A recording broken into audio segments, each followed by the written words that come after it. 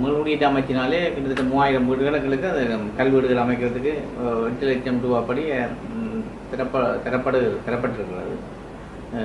அது இந்த வருடத்துக்குள்ளே நாங்கள் செய்து முடிக்க விடணும்.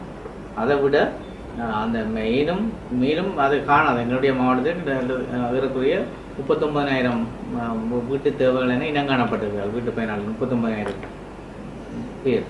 இந்த 39,000 பேரில் அந்த முன்னுரிமை அடிப்படையில் எடுக்க வேண்டியிருக்கு. இப்போ இதுவும் முன்னுரிமை அடிப்படையில் செய்ய வேண்டியிருக்கு. ஆகவே அதுக்காக நாங்கள் அந்த படிவங்களை விநியோகிக்கிறோம் என்றால் அவர்கள் அந்த அமைச்சு முன்குடியிட்ட அமைச்சு சொல்லப்படுகின்ற அந்த சில நிபந்தனைகளுக்கு அமைய அந்த அவர்களை பயனாளிகளை தெரிவு செய்வதற்காக முன்னுரிமை அடிப்படையில் தெரிவு செய்வதற்காக தான் அந்த படிவங்கள் கொடுக்கப்படுகின்றன. அந்த படிவங்களை நாங்கள் எடுத்து வைத்திருக்கிறோம்.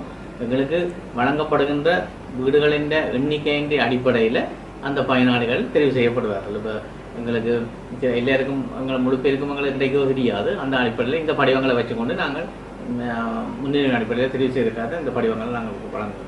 மிக முக்கியமாக சில குறிக்கப்பட்ட இடங்களுக்கு தான் அந்த முன்னுரிமை கொடுத்துருக்கிறோம். என்னென்னா முள்குடியேற்றம் உள்ள கிராமங்களுக்கு முக்கியமாக தெல்லிப்பட பிரிவு, மற்றது வளலாய் போன்ற கோப்பாய் பிரிவு, மற்றது எழுமட்டுவாள் கிளம்பான் போன்ற இங்கே சாவச்சேரியில் இருக்கிற பிரிவு, நாகர்கோயில் தாண்டியுள்ள அந்த பகுதியில் அந்த அண்மையில்